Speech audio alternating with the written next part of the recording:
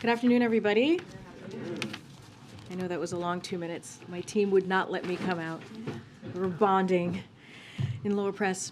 Okay, as you saw, the president made a bit of news today on our continued support for Ukraine alongside our allies and partners. My colleague here from the National Security Council, John Kirby, Admiral Kirby, is here to take some of your questions, and I will welcome him to the podium. Thank you, Karine. All right. Places. Okay, switch places. I don't have any opening statement. I am just happy to take whatever questions you have. All right. Go ahead, Brian. Thank you very much. Hi, Kirby. Thanks a lot for doing this. Yeah. My question is about the direct budgetary assistance the U.S. has supplied to Ukraine. President Zelensky recently fired senior leaders in Ukraine over corruption concerns. Yeah. Is the U.S. confident that direct budgetary assistance has been used properly in Ukraine? As you know, that budgetary assistance is directed through the World Bank, and we're confident in that process. We obviously share President Zelensky's concerns over these corruption allegations, and it's apparent that he takes it seriously. That's important. We'll obviously let him work his way through that. But in terms of the budgetary assistance, like I said, goes through the World Bank. We're comfortable with that process. Any signs of We have not seen any signs that our budgetary assistance have fallen prey to any kind of corruption in Ukraine, and I would go so far as to say the same on the security assistance side as well. The weapons and the systems that we are obviously working in lockstep with the Ukrainians on accountability measures on that, and see no indication that anything we've sent over has ended up in the wrong hands or has been being used inappropriately. We're going to jump around. Thank you very much. Thank you for doing the briefing. For a long time, U.S. military officials had resisted this move to send Abrams tanks, saying that they're difficult to operate, difficult to train people on, and that was essentially what we heard from President Biden today. What changed? So a couple of things. You're right, we've been completely open and transparent about the sophistication level of the Abrams tank. It's, as the president said, the most capable, powerful tank in the world. And a lot goes into making it the most capable tank. We've been very honest about that. There's training that's needed. There's sophisticated maintenance requirements. There's a supply chain. I mean, it uses a gas turbine engine, basically a jet engine, 1,500 horsepower. So there's a lot that goes into operating these tanks on the field. That said, we've never ruled tanks out. We have been, from the beginning of this war now 11 months ago, been evolving the capabilities what we're providing with Ukraine with the conditions on the ground. And so when to get to your specific questions, what's changed? What's changed, Kristen, are the conditions on the ground and the kinds of fighting that the Russians are doing right now, and the kinds of fighting, more importantly, that we believe the Ukrainians are going to need to be capable of in weeks and months ahead, well into 2023, well into this year. And that's why we're doing the combined arms training outside of Ukraine for battalion-sized units. Combined arms maneuver, that's a fancy title, what basically means being able to integrate your ground capabilities, whether that's armor, artillery, even some degree small air defense systems, integrating command and control, logistics, integrating all that to fight on the ground, particularly with open terrain. That's why armored vehicles were so high on the list for the Ukrainians, and tanks are armored vehicles. So this very much just follows right along with the kinds of discussions we've been having with the Ukrainians for months about making sure that they can fight on the terrain that they're in and that they can prepare for operations going forward this year. And just to follow up, it was part of the calculation, because obviously there's been this robust back and forth between the U.S. and Germany. Is part of this about giving cover to Germany and other European allies to allow them to send in tanks? I wouldn't use the word cover. What this decision does do is show that how unified we are with our allies and partners, and doing all of this in a coordinated way. So today you saw that Chancellor Scholz announced that they're going to provide immediately a company of Leopard tanks. A company's about 14, and there's 2 companies to a Ukrainian battalion, and he's going to be working with allies and partners to get additional companies of tanks, Leopard tanks, into Ukraine. It's about coordination. It's about the unity here and the resolve that we all have together to help support Ukraine. Thank you. Thank you very much. Same question.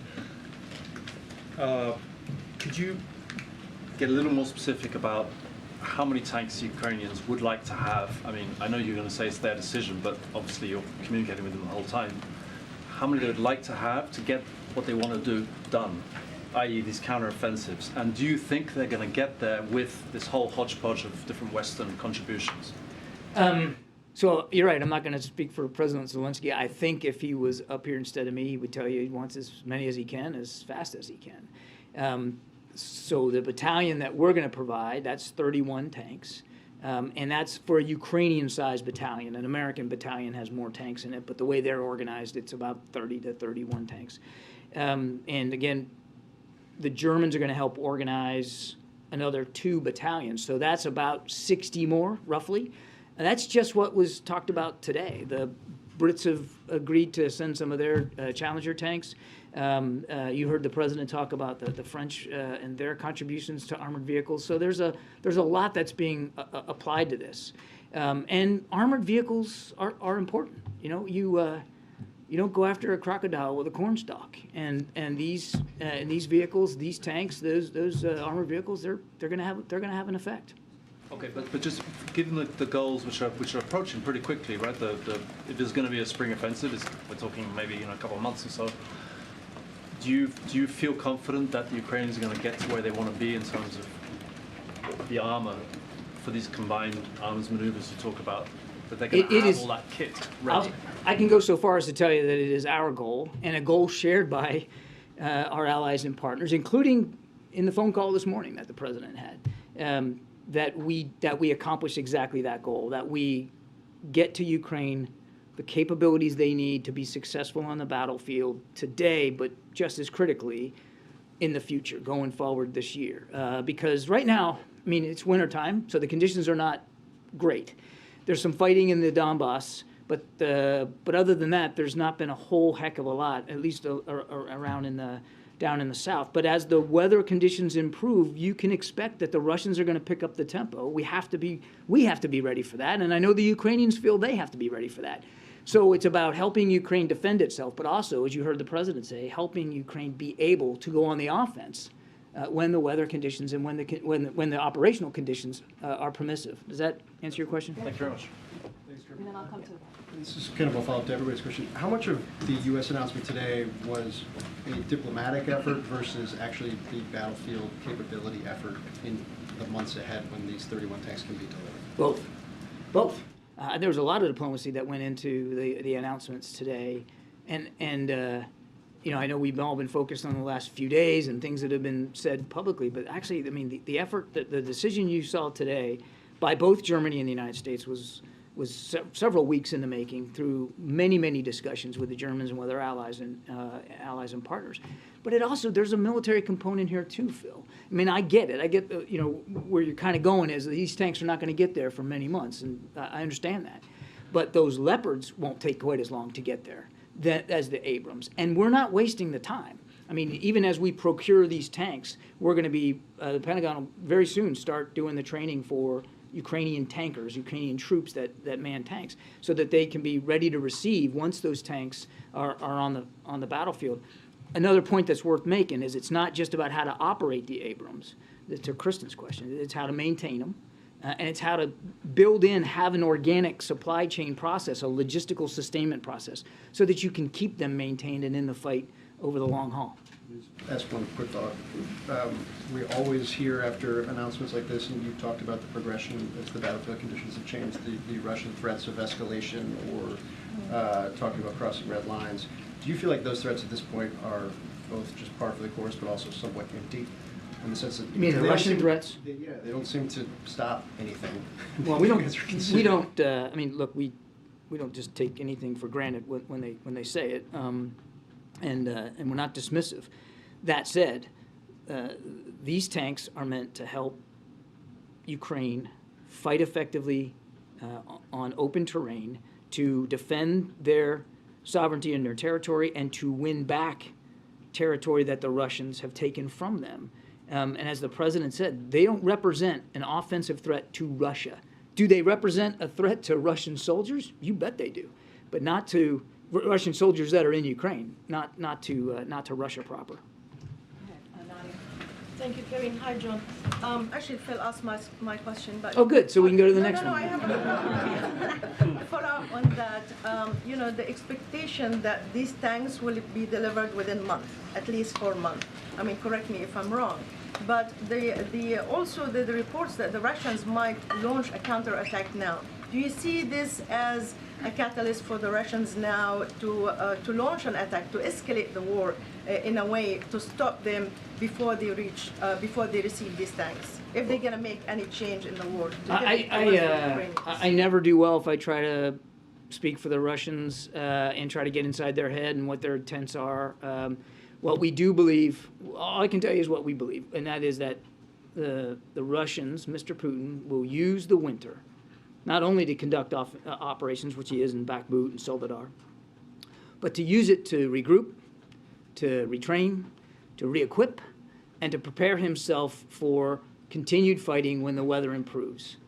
So we want to make sure that we're using this time as best we can. To help the Ukrainians in the fight that they're in today, but make sure that they're ready for the fight tomorrow, that they're ready to defend themselves against whatever offensive operations the Russians might be planning to do when the weather improves. So I can't predict perfectly how this is going to go, but this is very much, some of the criticism I've heard, and I've heard it when I was at the Pentagon too, is it's hand to mouth, and you guys aren't thinking ahead, and it's just whatever the need is for today. And this decision today is very much indicative of the president's long-term commitment to Ukraine and how he has tasked the national security team to think ahead, to plan ahead, to help the Ukrainians get ahead of what's coming down the pike.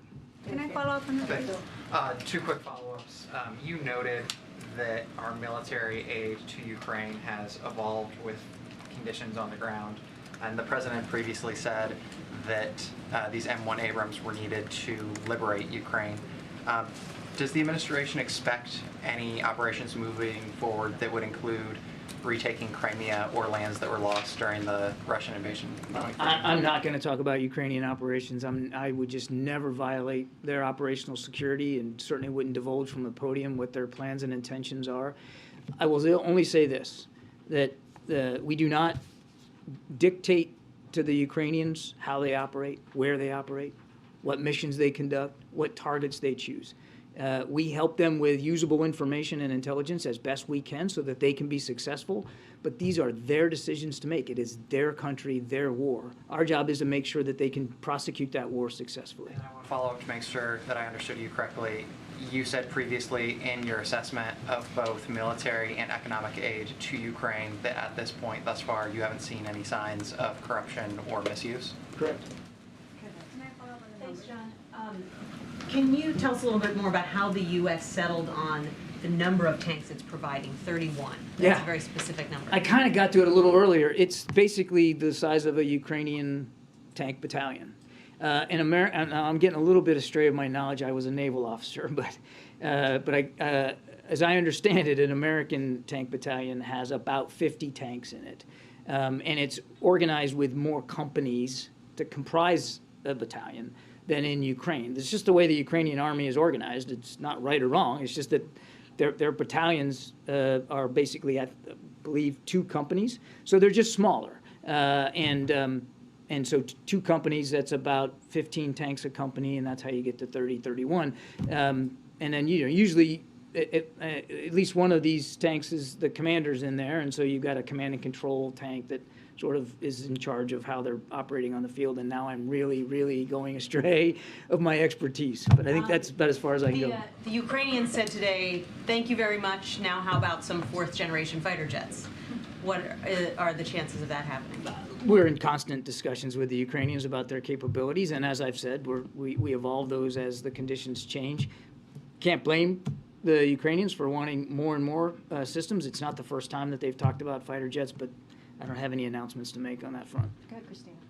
Is there concern that if any of these tanks were to fall in Russian hands, they would have access to the latest U.S. technology? There's always what we call tech transfer concerns, I mean, that would be the case with other systems that we have provided to Ukraine.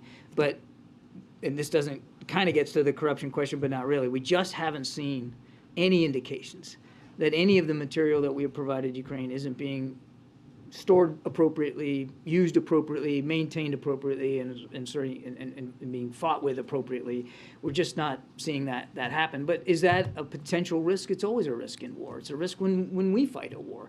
But that's why we're working so closely with the Ukrainians on accountability, and we've really increased our efforts through the Defense Attaché's office in Kyiv to work with the Ukrainians on accountability, so that we have a better sight picture on where these things are at any given time. But it's a war, and you can't forget that. I mean, it's a war. Thanks, Karine.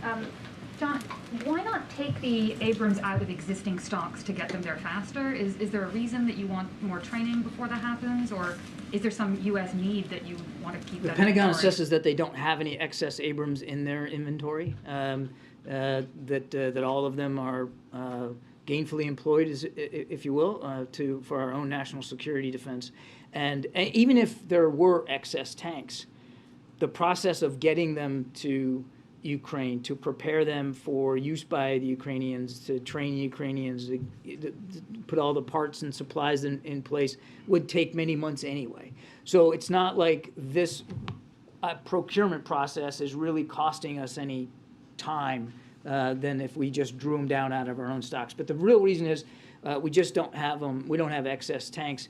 The second thing is, and this is not unimportant, is that, and I mentioned this a little bit earlier, when they get there, we want to make sure that they fall on ready hands, and that the Ukrainians know how to use them. They know how to keep them running, and they've got the supply chain in place for spare parts and supplies and anything else they need, so that they can be more effective on the battlefield. And given the process, what's the soonest the Abrams could get there? The Pentagon, I think, talked about this earlier today. There's no date certain on the calendar. I think what we're looking at is what's probably going to be many months before they're actually there. Thank you. John, so to your point about longer-term planning and absorption rate from the Ukrainians, and also picking up from Sebastian's question about the number of tanks, the Ukrainian advisor to Zelensky's office, Mikhailo Podolyak, actually told my colleague after this announcement that what they need is about 200 to 350 tanks from the West.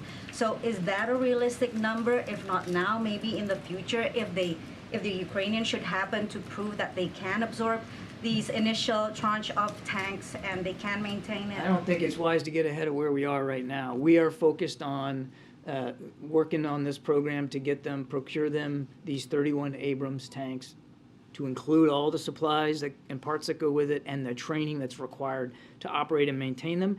And we know, certainly based on the conversation the President had this morning, that our allies and partners in Europe are likewise focused now on moving additional armored capability to include these now German Leopard tanks in a shorter period of time. To be clear, the future shipments of tanks is not off the table. We are focused on the announcement the President just made today. Just one more really quickly.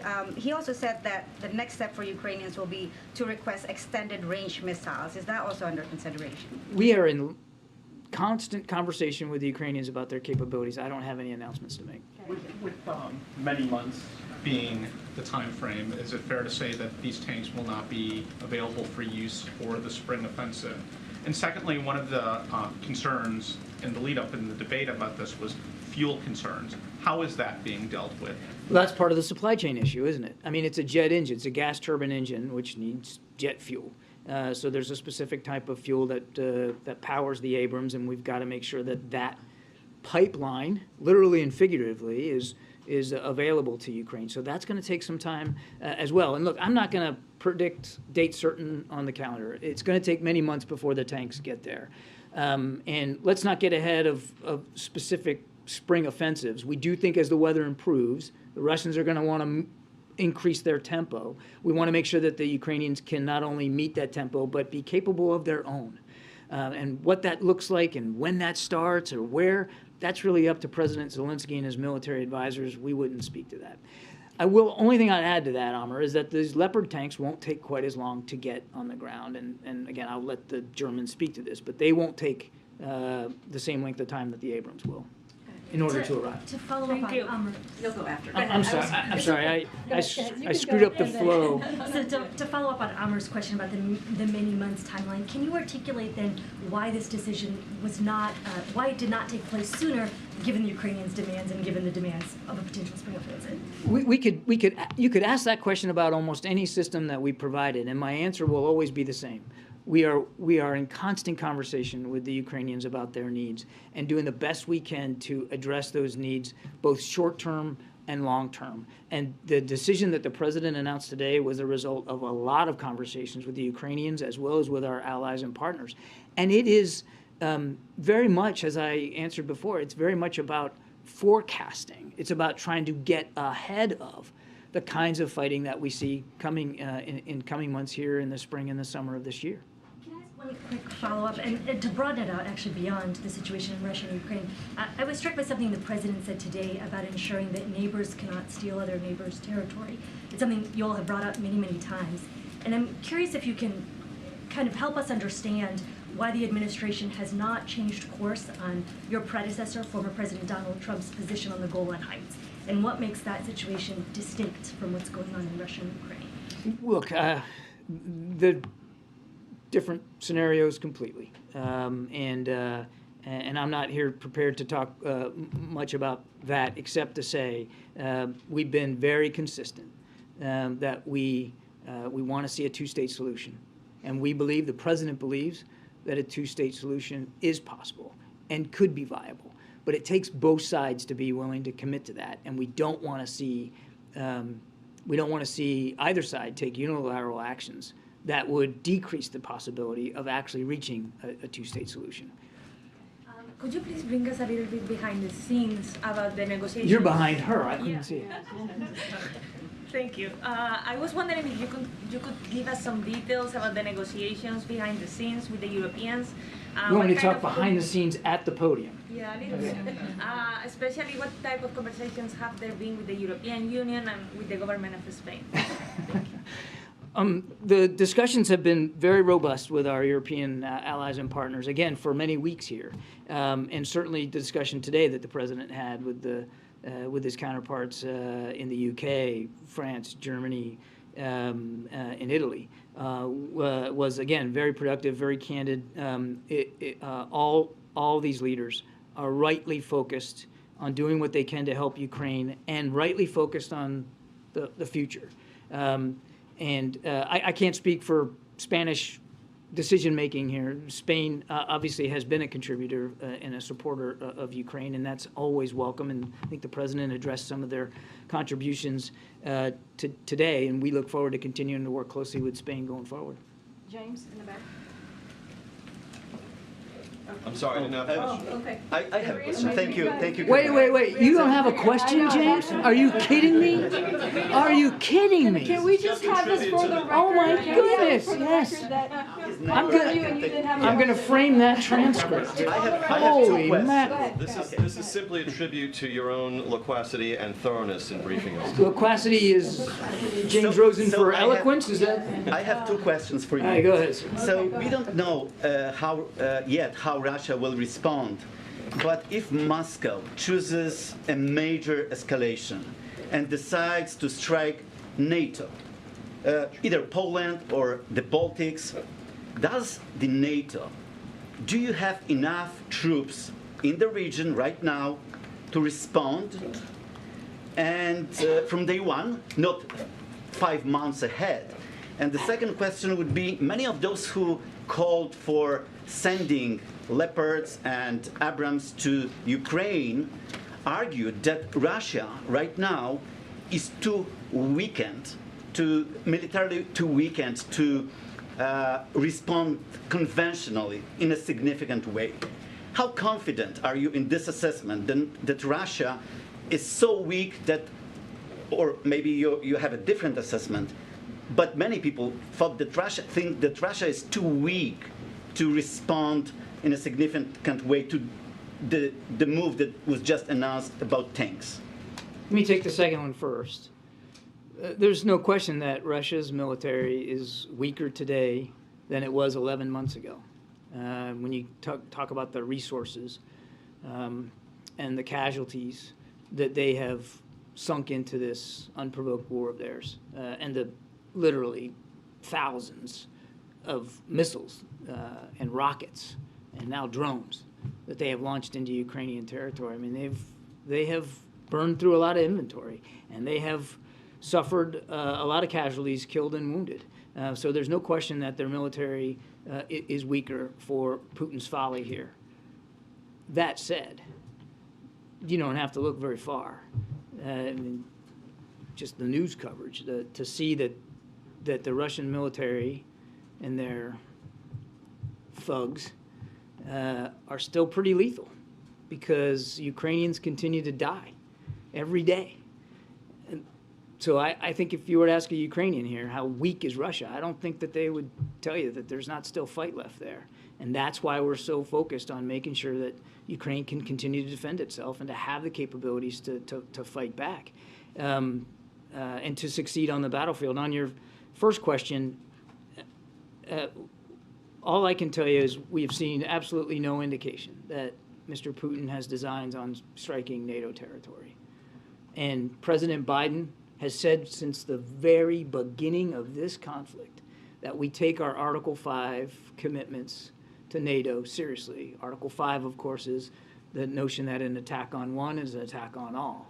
And we take that seriously. In fact, we take it so seriously that President Biden ordered an additional 20,000 American troops alone onto the European continent, and they still are there. Now, we'll be rotating them in and out, but it'll the net number of 100,000 American troops on the European continent has stayed the same and will stay the same for the foreseeable future. Make no mistake, the security environment in Europe has changed. Not is changing, not will change. It has changed because of what Mr. Putin did. And the United States anteed up for that and made clear to our NATO allies, particularly on the eastern flank, how seriously we take our responsibilities to those Article 5 commitments. And Mr. Putin needs to understand that. Do you have enough troops? Because many of those countries send its own tanks, missile systems to Ukraine. Well, we're sending missile systems, and now we're sending tanks to Ukraine as well. Every nation is making these decisions as best they can to support Ukraine, but they also still have sovereign responsibilities to their citizens to defend their countries. And so they're all making that calculus, as are we. I can tell you that from our perspective, I can't speak for every NATO ally, we are confident that we have the capability, the energy, the talent, the manpower, the resources to meet our Article 5 commitments to our NATO allies. Are there any signs of a nuclear threat? Thank you, Karine and John. Got two questions about China. First, Karine told us yesterday that the U.S. has been communicating with China about the implications of helping Russia. Can you tell us what China's response was to U.S. communication, and if China continues to provide economic support, and including by selling non-lethal military aid to Russia, would the U.S. impose stronger measures than just communicate? I won't get ahead of decisions that haven't been made, and I'm certainly not going to detail diplomatic conversations. We've been very clear publicly, and we certainly have been clear in private settings with Chinese leaders that we don't believe that now is the time for business as usual with Russia, and that we want to see every nation sign up to the strict sanctions regime and abide by those sanctions, meet those sanctions, and do nothing to support Russia. Now, every country makes their decisions for themselves, just like I said before, and China's going to have choices that they're going to have to continue to make here about what side they want to be on. We know they're still buying Russian oil, for instance, and it's not clear, whether they will abide by the cap. But this is the time for the international community, and you're seeing so much of it today in this decision, to really continue to rally around Ukraine and to make the right decisions. Follow up on China, sorry. So China's been saying that there's 70K COVID deaths in just over a month, up from just a dozens reported earlier this month. Does the U.S. believe that new number by the Chinese government, saying that there's been 70K deaths? The Chinese, we have continued to encourage the Chinese to be cooperative with international reviews and studies about COVID, and they have not been fully transparent. And we cannot speak to the veracity of those numbers. We urge China to be fully transparent about what's going on. I think, ma'am, I gotta move I on. appreciate it. We all have questions. If back to the timeline, if I may, you saying repeatedly today that it's going to take many months for all these tanks to be delivered. Taking a step back, should Americans see that as a sign of a harsh reality that this war is nowhere near from over? I think we need to prepare ourselves that to continue to have to continue to support Ukraine for quite some time. I can't be perfectly predictive on that. And I obviously, and you heard the president say this today, we'd like to see this war end today, and it absolutely could. All Putin has to do is pull his troops out of Ukraine, call it a day, and it's over. But he has shown no signs of being willing to do that. And so we got to make sure that Ukraine can succeed on the battlefield so that they can succeed at the negotiating table. And it's difficult to be able to predict how long this is going to go on. But we have to be prepared. And this is I think, to get to your question, well I can't tell the American people exactly how long it's going to take. We have to be prepared to stay at this task of supporting Ukraine, as the president said, for as long as it takes, with the expectation clearly that we want it to end quickly. We want it to end now.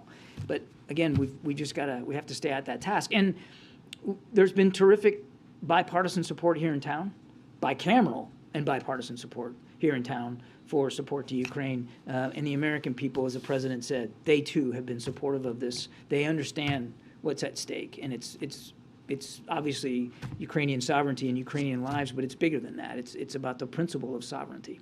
There's also been, if I could believe that, there's also been bipartisan outrage and frustration over the last few days that there are just more and more disclosures of classified documents showing up in places where they were not supposed to be.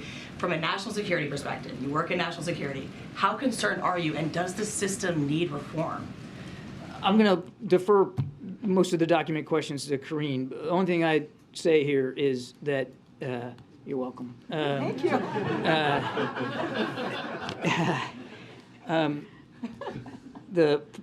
Obviously the president, you've heard Karine say he takes the treatment of classified material seriously. I can assure you that everybody here does too, and the National Security Council staff. We deal with classified material every single day. You have to do that. We all know what the rules are. We follow the rules, and the procedures exist for a reason, and they've been developed over many, many years as the nature of classified material has changed to now include electronic capability. And so we're working at that very, very hard. I don't have any changes to speak to. The process of classified material handling, not process, but the guidelines change over time as technology changes, and we're always reviewing those procedures to make sure that they're fully appropriate. Is there a problem then with overclassification? Is there a problem with Overclassification of documents? Well, I think, it's always a balance, and you're always trying to meet that balance about whether things are classified appropriately. And the intelligence community works at this. Obviously, we work at this. I wouldn't go so far as to slap a Band-Aid on it and say, yeah, everything's overclassified, but it's a balance that we try to strike to make sure that everything is appropriately marked and appropriately handled. But, it varies from document to document and from issue to issue. And a quick one on Germany. At any point during the conversations with Germany, did they make the Leopard deployment contingent on the U.S. sending the Abrams? And can you give us just some sense of what led to the joint decision? I mean, I'm just trying to understand. You didn't want to send the tanks, then you decided to send the tanks. What happened? Tanks were never off the table. We have been nothing but honest and transparent about the particular challenges of the Abrams, which those challenges still exist. I mean, it is still going to require a unique supply chain and maintenance requirements and jet fuel. I mean, all that stuff is still valid. We've been very honest about that. The decision today was the result of many, many discussions with the Germans as well as our allies and partners about what Ukraine is going to need going forward and how we can all best address that. Just a couple more. Go ahead, Michael. Mr. Kirby, can you take a question on Go ahead, Africa? Michael. I know Go ahead, Michael. Jean-Pierre Can you is talk a a little little bit bit about the training process for learning how to operate these tanks? What is involved in that? How long do you think it would take the Ukrainians to get up to speed? When do you think it's expected to start? Where would it be? Would it be in Ukraine or somewhere else? We're still working our way through the details of that, and I'll refer you to the Defense Department for more granularity. I can tell you a few things. One, the training will absolutely not occur in Ukraine, but they haven't landed a location for where that would take place.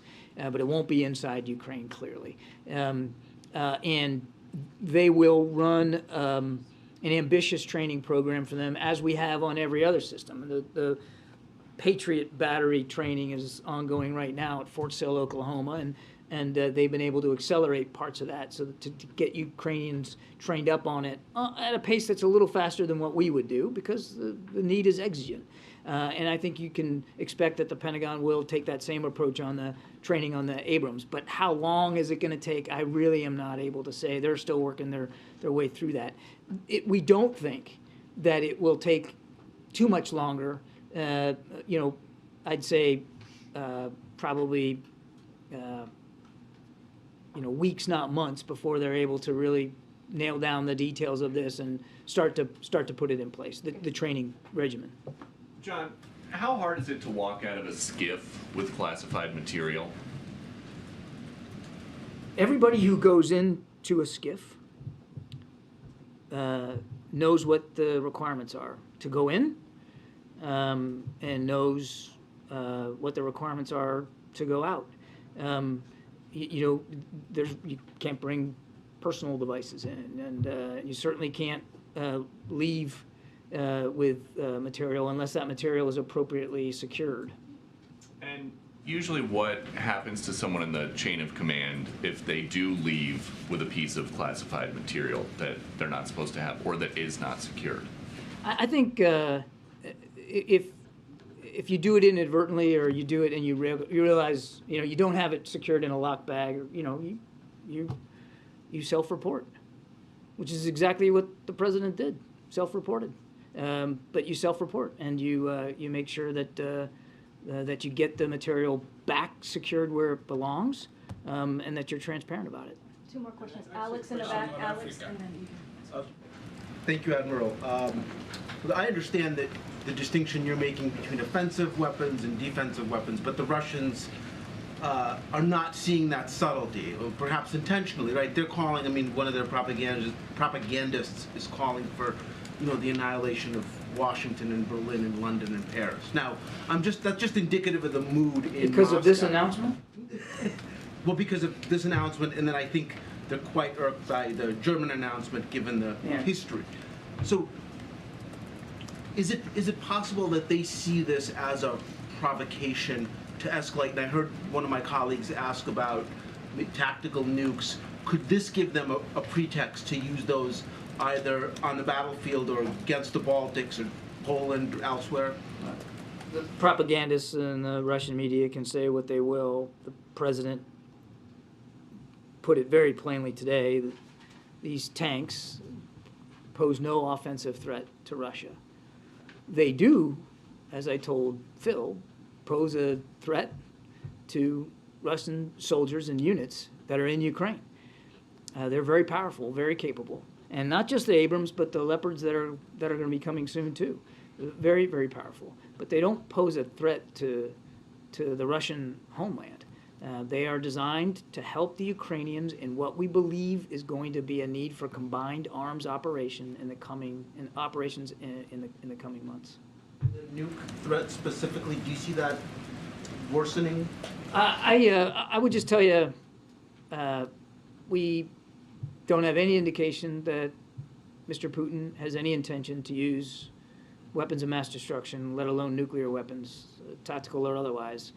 We monitor as best we can, and we believe that our strategic deterrent posture is appropriate, but we've seen no indication that that's in the offing. Mr. Kirby, what was the president's reaction when he learned wherever you want to go. Wherever you want to go. the American intelligence agency missed their target by 3,000? Go ahead, you have the What last was his question. reaction? How and when it was decided to send the Abrams? I mean, was there a final, call with Chancellor Schultz or a meeting with officials that really pushed that decision across the finish line? I think just in general, I'd rather not get into specific interagency internal deliberations, but but in general, this decision by the president was made in the last several days, this particular one. But it came, as I said earlier, on the heels of dozens of conversations at various levels of the chain of command, not just between the president and the chancellor, but Chairman of the Joint Chiefs of Staff and his counterpart, and Secretary Austin and his counterpart. They were just out in Ramstein on Friday as a part of this Ukraine Defense Contact Group, and the issue of tanks, particularly Leopard tanks, was absolutely on the agenda last Friday at Ramstein. So, I mean, it builds on weeks of discussions and conversations with the Germans, with our allies and other allies and partners, as well as, quite frankly, with the Ukrainians. All right, thank you, ma'am. I appreciate it.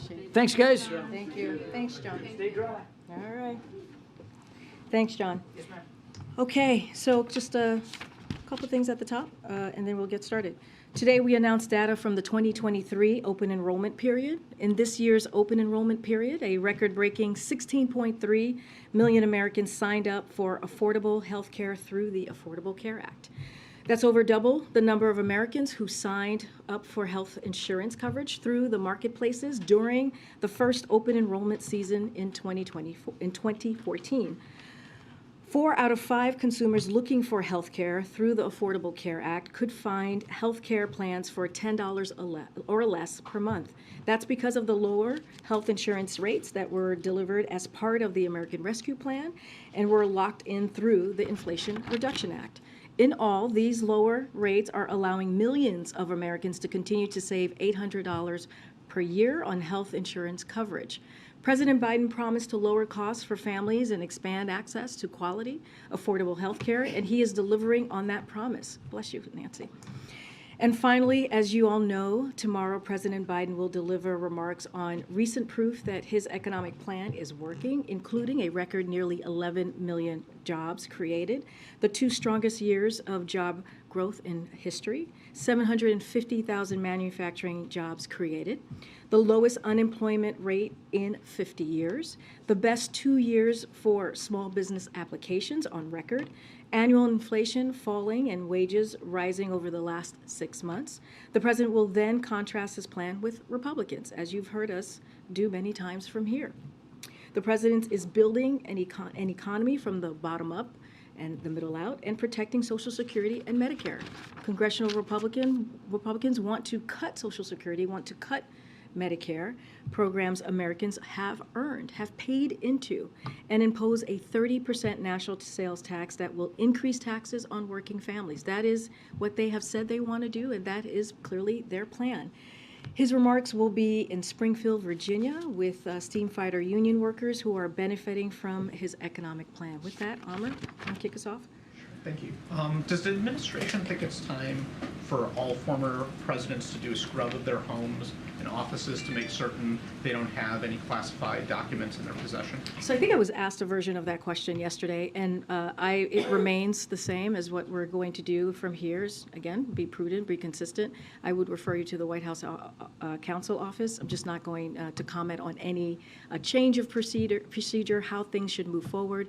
I would refer you to the White House Counsel's Office. On a separate matter, any reaction to Senator Joe Manchin moving to delay new tax credits on EVs? So I haven't seen those reports. Clearly, when it comes to electrical vehicles, that's something that is incredibly important to this president. We saw that in the bipartisan infrastructure legislation. Remember, it is a bipartisan piece of legislation, and he is committed to really tackling climate change by making sure we're moving forward. One of the processes is making sure that we're moving with electric vehicles. I don't have anything specific to say about this particular action that the senator is making. One last thing, any updates on when Speaker McCarthy may be coming to visit? So as you know, the president is very much looking forward to meeting with Speaker McCarthy. We haven't locked anything in yet. They have a working relationship, as we've said before. They want to continue and build on that relationship. Don't have anything here to share. They're expected to talk on a range of issues. When we have locked in that meeting, we certainly will let you all know. Thanks, Karine. Another question about Senator Manchin. He had a meeting with the House Speaker, and reportedly he said after that meeting that he wants the White House to negotiate over cutting spending in exchange for raising the debt limit. Has he conveyed that position to the White House, and does the White House have any response to Senator Manchin about that? You know, I'll say a couple of things, and I've been asked this question over the last 2 days in different variations. Look, I don't have any conversations to share that was had on this campus with Senator Manchin. As you know, we talk to congressional members from both sides of the chamber very regularly. What I will say is the president has been always very clear.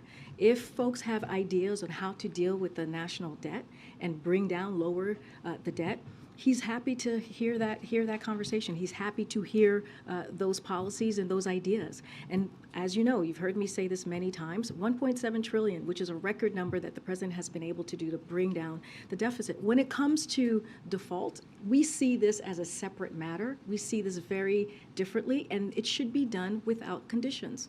We've been very clear about that. And if you think about just the basic action that the Congress should be taking, we're talking about the debt that has been acquired, that has racked up by Congress. We're not talking about new spending. We're not talking about anything new. We're talking about Congress just paying their debt, which is a basic responsibility. 90% of the debt that has been racked up happened before the president walked into the office. So again, it should be done without conditions. We've been very clear about that, and we'll continue to share that with whoever wants to listen. And then on a separate topic, there are some House Democrats who are now calling on Speaker McCarthy to limit Congressman George Santos's access to classified information based on some of his connections and some of the lies that he's told about his background. Does the White House share that view that he should be restricted from viewing classified information? What we have said about Congressman George Santos is that this is something, as it relates to committees or any actions that members need to feel like they should be happening. That is something for Congress to decide. That is something specifically for the Republican conference to decide. They are the ones who should figure out what is owed to the American people. We're not going to comment from here. We're not going to comment on actions that they're taking on other congressional members from here. But again, we believe that is something for Republican conference. They have, as you know, the majority in the House, and they should be deciding on how to move and what is owed to the American people. So you don't have any concerns about him viewing classified information? This is something, again, that should be decided by congressional members. We'll leave it there. Can you assure the American people that when President Biden and Vice President Kamala Harris leave office, no classified documents will walk away with them to places they shouldn't be? So I'm going to be very careful here. As you can imagine, what I can say is repeat what the president has said multiple times. He takes classified information. He takes classified documents very seriously.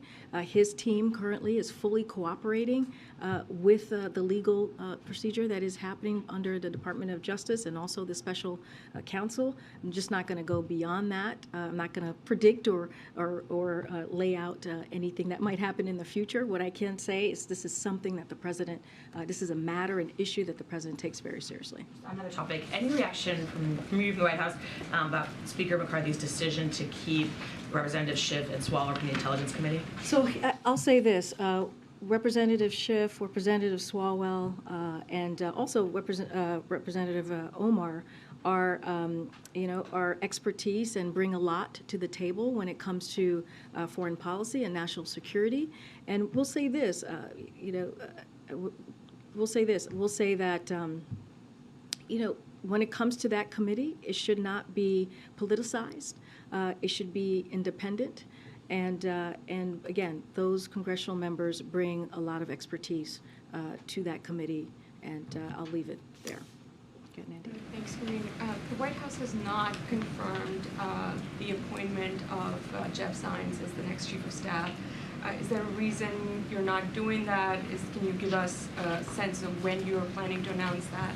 And how soon will Ron Klain be leaving his position? Look, I'm not going to talk about an internal process from here. What I can say is that we just don't have any personal announcement to make at this time. Look, I do want to say that Jeff is currently a colleague here of mine, and I've known him for many years. And I've spoken to Ron and his leadership just the other day as a chief of staff, and how we were able to get to where we are with the successes with legislation, historical legislation, in part because of his expertise.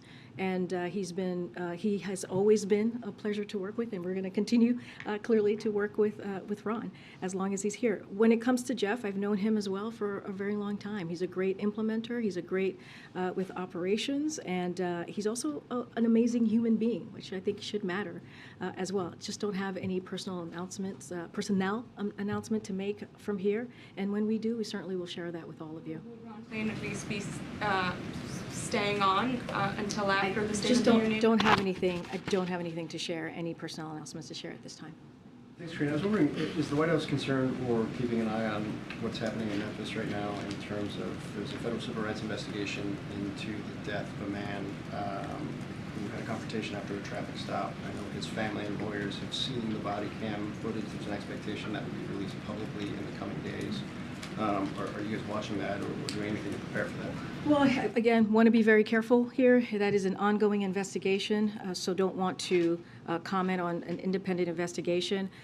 I'll say this, our hearts go out to his family, and I'll just leave it there without stepping over the line here and commenting on something that's ongoing. And just one other, there was an announcement today that the President and Vice President will be doing a joint event together in Philadelphia. They aren't often outside of Washington together. Any context you can provide in terms of the planning for that and what you guys are intending with that? Absolutely. We advised this recently. It's going to be next Friday.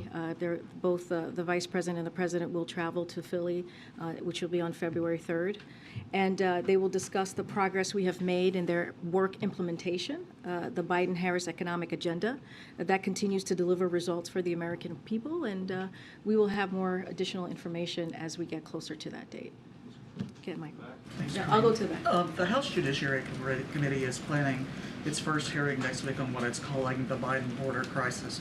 Wanted to see if you have a reaction to that, and also, can you talk a little bit about how the White House is preparing for all of these investigations that House Republicans are planning? So look, this is something my colleagues at the White House Council has been dealing with and responding to the committee. And I mean, look, I've said this before, and I'll say it again.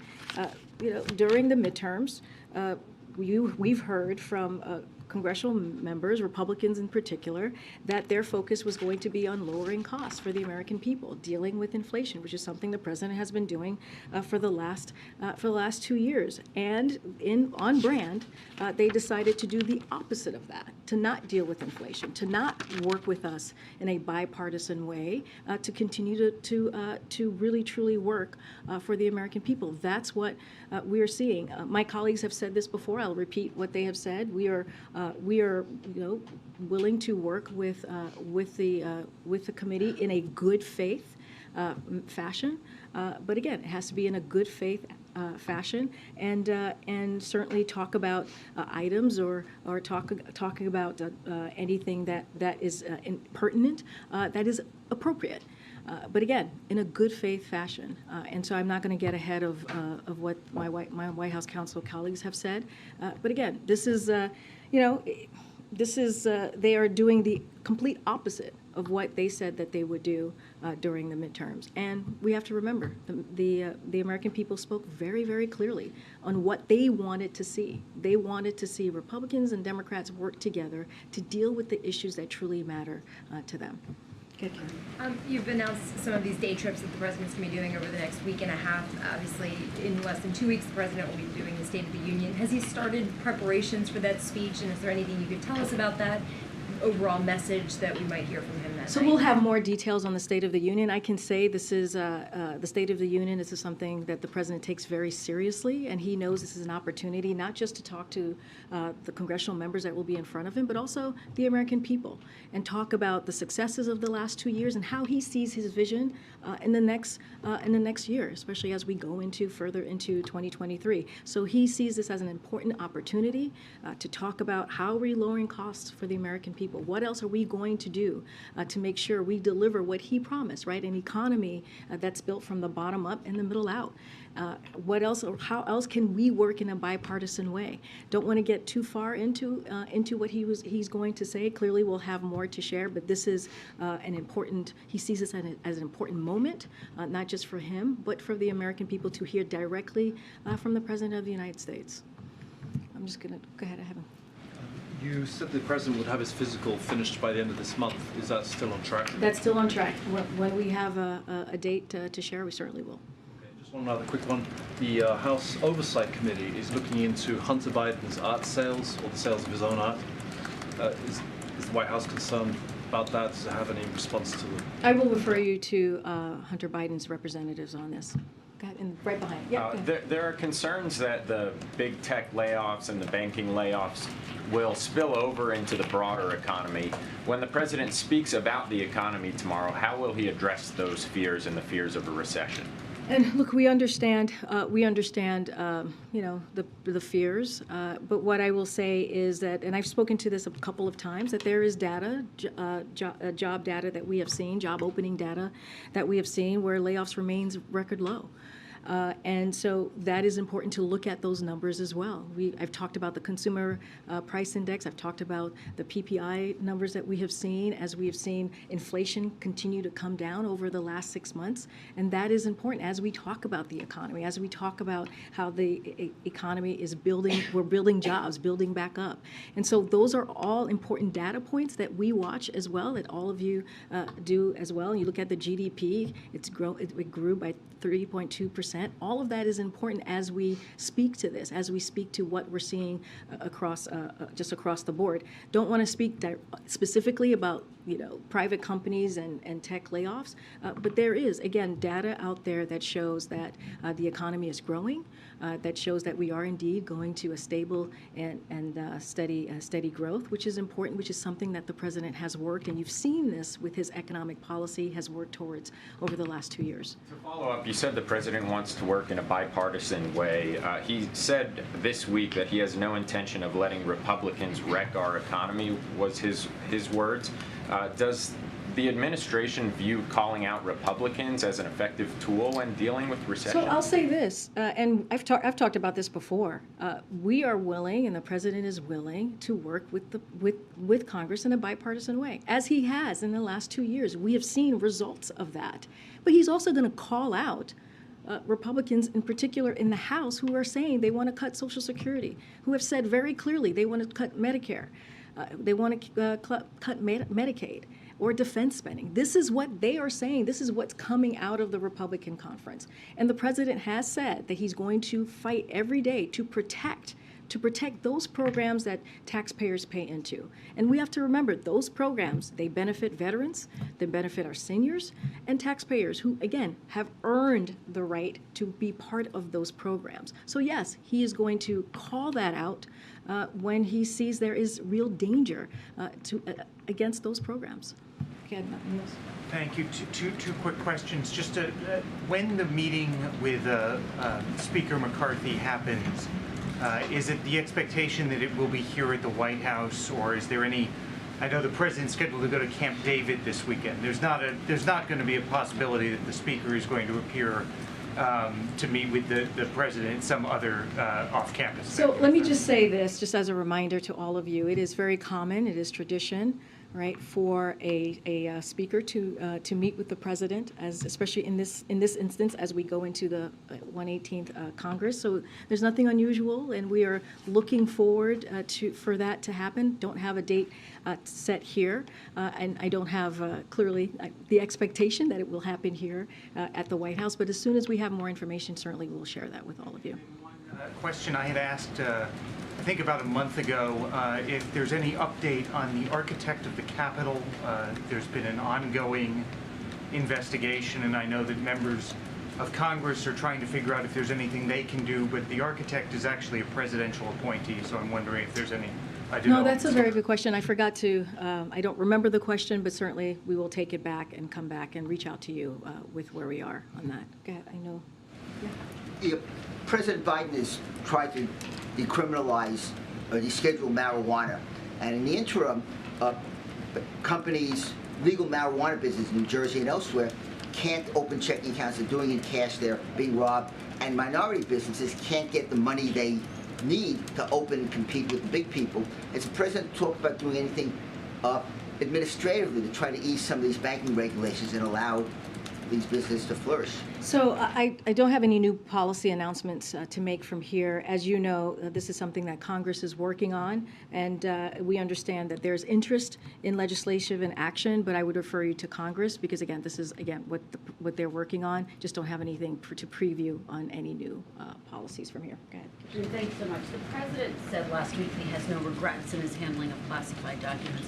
When he saw how forthcoming former Vice President Mike Pence was, his team was about the fact that they did find classified documents in his Indiana home, did the president regret not telling the public about this immediately and instead letting it leak in the press? So I'll say this, and again, I'm going to be very prudent. I'm going to be very consistent here. We have seen statements from the president's personal lawyers. We have seen statements from the White House counsel's office that laid out, believe there was a timeline that laid out how this process went from our point of view. I'm just not going to go beyond that. I will refer you again to those documents. And I will just reiterate what the president has said. He takes classified documents, classified information very seriously, and I'm just not going to go beyond what he has said. I'm not going to go beyond what has been shared in statements by his lawyers. A number of lawmakers reacted yesterday to the revelations by former Vice President Mike Pence with some disbelief, saying that writ large, the system is broken when it comes to top officials handling classified documents. Does the president, does the administration agree with that assessment? And does the president, as the commander-in-chief, feel it's his responsibility to do something about it? So look, I know my colleague was just asked this question, and I do want to be very careful. This is an ongoing legal matter here. Well, I'm not asking no, about the president's it is case, actually. But I hear you. Speaking, here we have a number of current and formers who have now acknowledged, yes, they found classified documents in their possessions in places that are not secure, the nation's deepest secrets. I hear the question. I feel like he needs to address this. I hear the question, and we're talking about the system. You're asking about how do we move forward. You're asking, like, what does the president think? And I am telling you that because there is I have to be really careful because this is a legal matter that is happening currently, and for me to comment on anything that's related to an ongoing investigation, that is not something that I can do from here. Very quickly, the president had said he was going to talk to us about this soon. He did make brief comments last week, but does he have any plans to answer the questions that we've been posing to him, to perhaps hold a press conference so that we can ask him a range of questions? Totally understand the question. I don't have anything to preview right at this time on any opportunities for the president to address this. But as you all know, and I know questions were shouted earlier, there's many opportunities that you all have with him where he takes all of your questions, and he has over the past 2 weeks. Answered questions I about understand. this. We've been shouting. No, he's answered. Actually, when he was in California, he took a question. When he was in Mexico City, he was asked it. He took a question. The day after that, the day after that, he took a question. So I'm just saying that it's not that he hasn't addressed this at all. He has. I just don't have anything to preview on a potential press conference or anything like that, and an opportunity that you all will have to hear from him directly. But again, he has been asked a question a couple of times, and he's answered it, and you all have heard from him on that. Go ahead. Any comment, Karine, on the reports that President Biden is considering Fed Vice Chair Brainard as the next head of the NEC? Is there any timeline for that decision process for him? Look, I'll say this. Don't have any personnel announcements to make. The president would love to see and wants to see Brian D. stay as long as he can in the administration. And he has been here, as you all know. He's been many times to this podium, but he's been at the White House for more than 2+ years and has been an integral part of the president's economic policy of building an economy from the bottom up, middle out. Just don't have any personnel announcements to make at this time. Thanks, everybody. Thank you.